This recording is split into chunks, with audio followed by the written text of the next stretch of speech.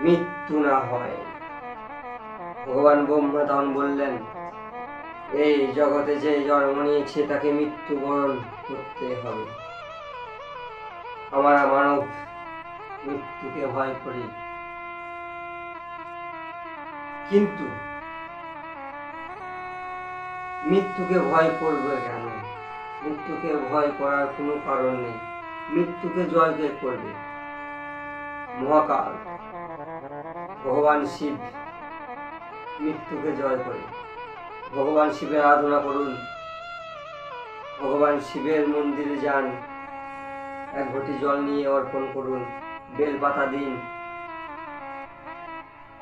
এইভাবেই করলেই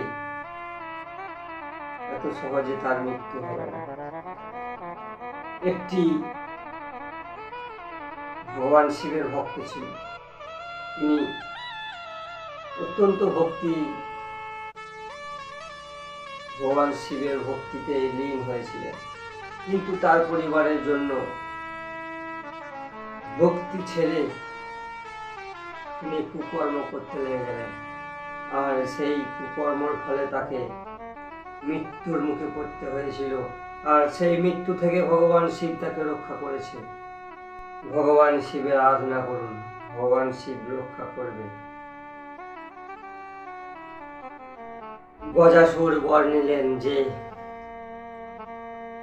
আমি এই জগতে অমর অজর হতে চাই। যে কোনো মানুষ মনে মনে সিদ্ধান্ত, মনে মনে চিন্তা নেয় যে আমি যেন প্রচুর টাকা ইনকাম করে শক্তিশালী প্রচুর টাকা মেহনত করে কোটিপতি হতে চাই।